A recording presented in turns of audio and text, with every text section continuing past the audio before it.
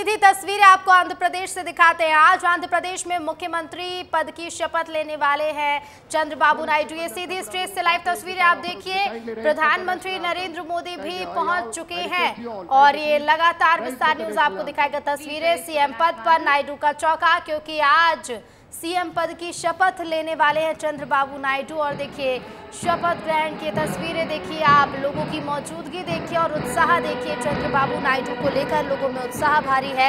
आज चौथी बार आंध्र प्रदेश के सीएम पद की शपथ चंद्रबाबू नायडू लेने जा रहे हैं और इसीलिए हम कह रहे हैं कि सीएम पद पर नायडू का चौका, क्योंकि चौथी बार है।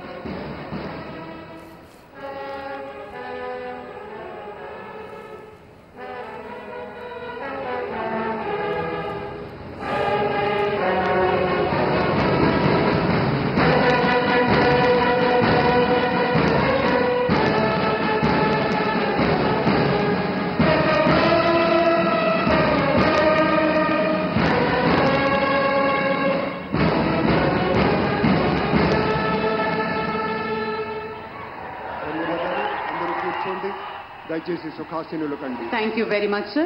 With the kind permission of the Chief Secretary, may we hand over the proceedings, sir. तो आंध्र प्रदेश विधानसभा में प्रचंड जनादेश मिलने के बाद आज चंद्रबाबू नायडू चौथी बार सीएम पद की शपथ लेने जा रहे हैं। ये तस्वीरें आप देखिए आंध्र प्रदेश से, और सीएम पद पर नायडू का ये चौका होगा क्योंकि चौथी बार मुख्यमंत्री बनने जा रहे हैं और प्रधानमंत्री नरेंद्र मोदी भी मौजूद हैं। ये तस्वीरें आपको दिखा रहे हैं। देखिए तमाम नेताओं की मौजूदगी में सीएम पद पर नायडू का चौका लगने जा रहा है। एनडीए के कई नेता मौजूद हैं मौके पर, नेताओं का जमावड़ा लगा हुआ है, लेकिन आप लोगों की भीड़ देखिए कि अपने मुख्यमंत्री के शपथ ग्रहण समारोह को देखने के लिए लोगों की किस तरह से भीड़ है। और ये देखिए मंच पर मौजूद हैं पीएम मोदी। विजयवाड़ा से सीधी लाइव तस्वीरें आप देख रहे हैं। श्री नारा चंद्रबाबू नायडू गारी చేత ముఖ్యమంత్రి పదవి ప్రమాణ స్వీకారం మరియు రహస్య పరిరక్షణ ప్రమాణ స్వీకారం చేయించవలసింది। तो तेलुगु देशम पार्टी यानी कि टीडीपी, और ये देखिए सियासी सफर उनका क्या है वो भी देखिए।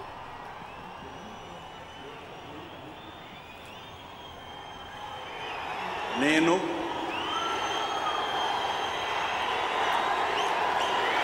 నారా చంద్రబాబు నాయుడు అనే నేను శాసనం ద్వారా నిర్మితమైన భారత రాజ్యాంగం పట్ల నిజమైన విశ్వాసం విధేయత చూపుతానని, భారతదేశ సార్వభౌమాధికారాన్ని సమగ్రతను కాపాడుతానని, ఆంధ్రప్రదేశ్ రాష్ట్ర ముఖ్యమంత్రిగా నా కర్తవ్యాలను శ్రద్ధతో అంతఃకరణ శుద్ధితో నిర్వహిస్తానని, భయం కానీ పక్షపాతం కానీ రాగద్వేషాలు కానీ లేకుండా రాజ్యాంగాన్ని శాసనాలను అనుసరించి ప్రజలందరికీ న్యాయం చేకూరుస్తానని దైవ సాక్షిగా ప్రమాణం చేస్తున్నాను। నేను నారా చంద్రబాబు నాయుడు అనే నేను ఆంధ్రప్రదేశ్ రాష్ట్ర ముఖ్యమంత్రిగా నా పరిశీలనకు వచ్చిన లేదా నాకు తెలియవచ్చిన ఏ విషయాన్ని నా కర్తవ్యాలను సక్రమంగా నిర్వహించేందుకు అవసరమైన మేరకు తప్ప ప్రత్యక్షంగా కానీ పరోక్షంగా కానీ ఏ వ్యక్తికి లేదా వ్యక్తులకు తెలియపరచనని లేదా వెల్లడించని దైవ సాక్షిగా ప్రమాణం చేస్తున్నాను।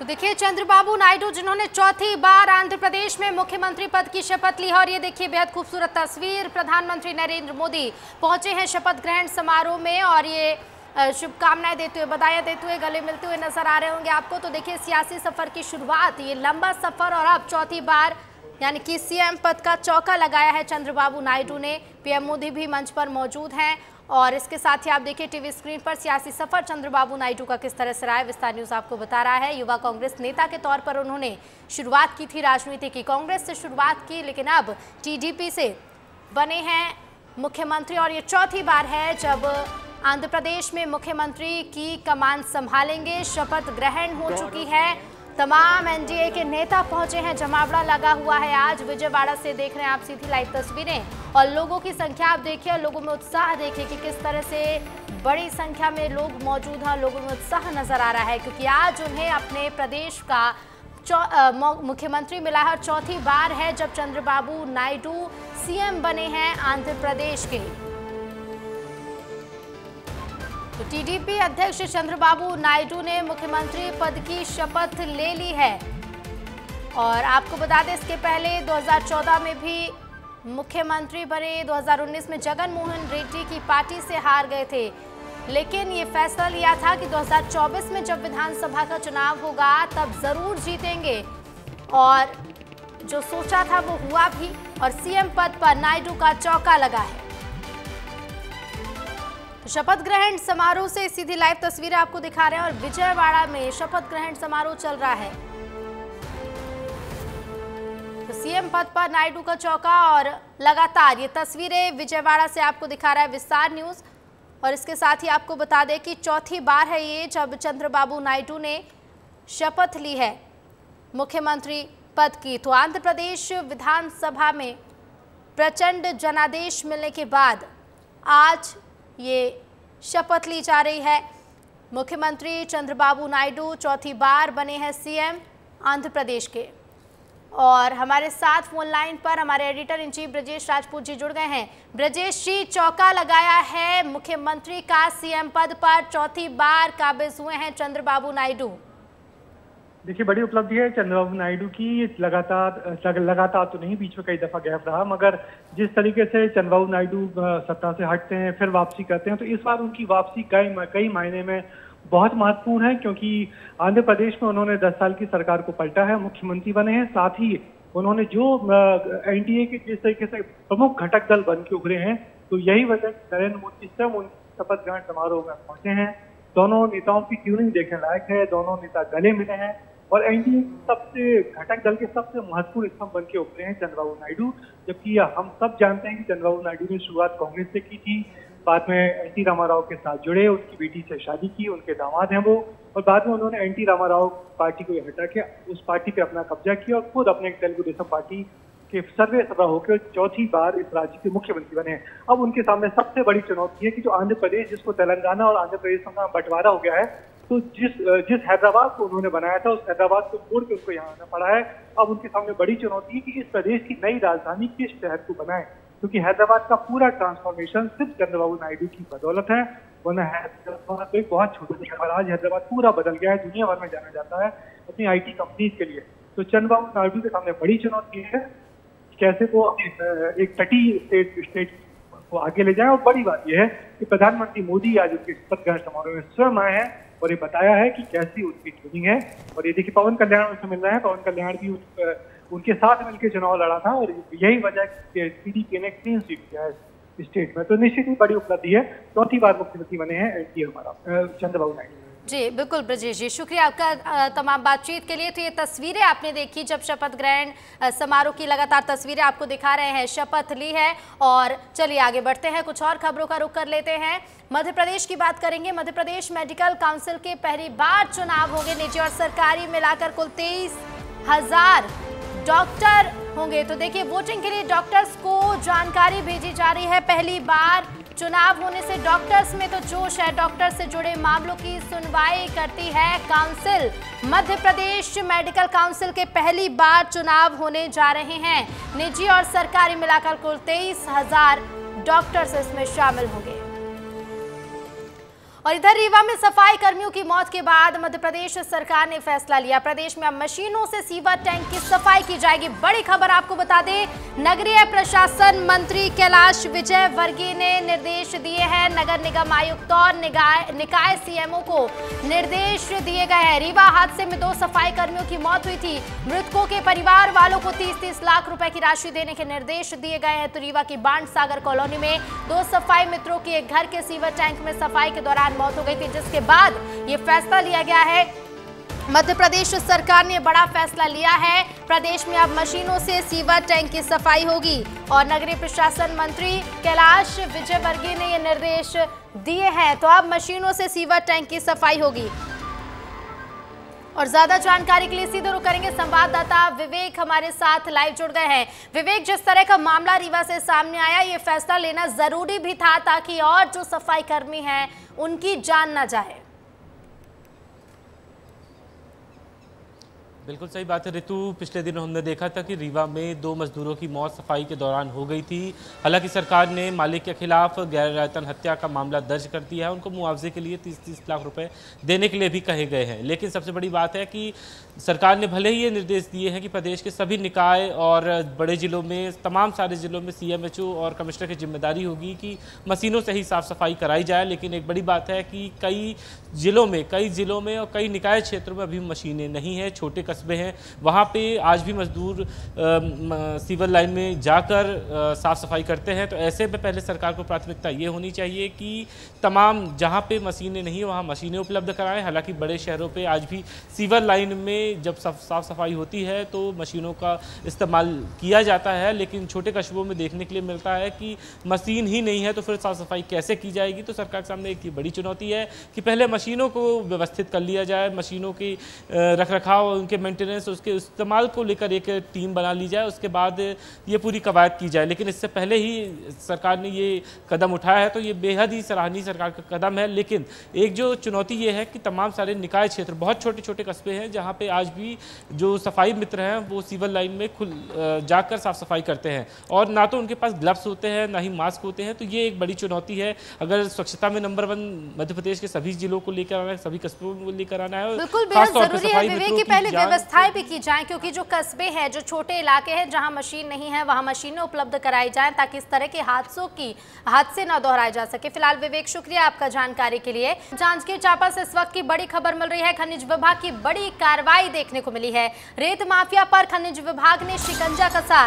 रेत का अवैध परिवहन करते 10 हाईवा ट्रेलर जब्त किए गए हैं। अकलतरा, तरौद, मुलमुला में खनिज विभाग ने एक्शन लिया है। खनिज अधिनियम के तहत जुर्माना वसूला गया है। जांजगीर चांपा से बड़ी खबर आपको बता दें, खनिज विभाग ने बड़ी कार्रवाई को अंजाम दिया है। रेत माफिया पर खनिज विभाग ने शिकंजा कसा है। बता दें आपको कि अवैध परिवहन करते 10 हाईवा ट्रेलर जब्त किए गए हैं।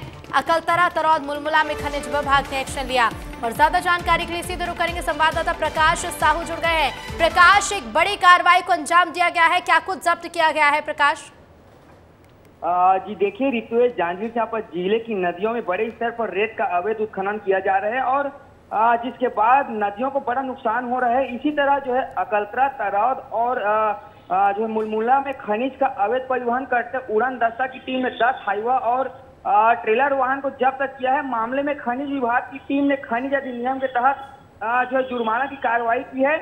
ऋतु, इसमें सबसे बड़ी बात क्या है कि जो जब्त वाहन है उससे दूसरे जिलों में रेत का जो है अवैध परिवहन किया जा रहा था, जिसके बाद यह कार्रवाई की गई है। हालांकि खनिज विभाग अवैध परिवहन पर अंकुश लगाने असफल है, क्योंकि लगातार शिकायत के बाद ही पीथमपुर के जो NH ब्रिज के आसपास जो अवैध जो खुदाई है उसे नहीं रोक पा रही है और इससे ब्रिज को नुकसान हो रहा है। फिलहाल इस कार्रवाई के बाद जो है अवैध परिवहन करने वालों में हड़कंप है, क्योंकि बड़ी संख्या में वाहनों की जब्ती की गई है। जी बिल्कुल, शुक्रिया प्रकाश आपका जानकारी के लिए। तो एक बड़ी कार्रवाई को जांजगीर चांपा में अंजाम दिया गया। और चलिए आगे बढ़ेंगे। डिप्टी सीएम अरुण साव ने बलौदा बाजार के कलेक्टर और SP को हटाए जाने पर बयान दिया। कहा कि सरकार ने घटना को गंभीरता से लिया है। इसी बीच डिप्टी सीएम ने कांग्रेस पर निशाना साधते हुए कहा कि कांग्रेस ने 5 साल तक अराजकता फैला कर रखी थी। कांग्रेस के नेताओं ने इस घटना को अंजाम देने में पर्दे के पीछे भूमिका निभाई है। सभी की जांच कर कठोर कार्रवाई की जाएगी और नुकसान की भरपाई दोषी से कराई जाएगी।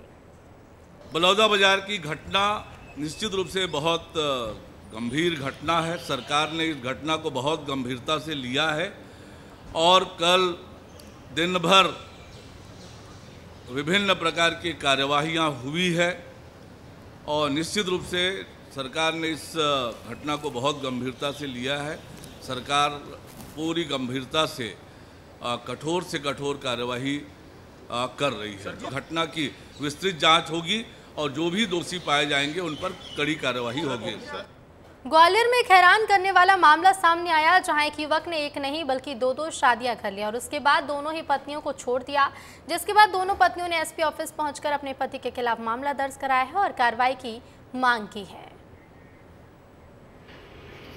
उन्होंने मेरे से पहली शादी करी थी और मेरा एक बच्चा है 4 साल का, और मतलब मेरे को कोरोना टाइम में उन्होंने घर से निकाल दिया था। और अभी मैं 9 तारीख को 9 जून की बात है, मैं अपने भाई के साथ उनके घर गई तो उन्होंने कहा कि तू पैसा लेके नहीं आई, तो इसलिए मैंने 1 साल पहले ये शादी कर ली है, दूसरी शादी। मेरे से शादी कर ली जबकि वो पहले से ही शादीशुदा था। उसने मुझे बताया नहीं, मेरे माँ बाप को भी नहीं बताया, धोखे में रख के शादी कर ली। हमारे साथ सीधे उसने 420 किए और अब हमसे बोलता है कि तू हमारा कुछ नहीं कर सकती। और थाने में जाते हैं सर तो हमारी FIR नहीं हो रही, परेशान करते हैं वो, और वो पैसे वैसे भर देता है सर, ये मुझे जानकारी नहीं है।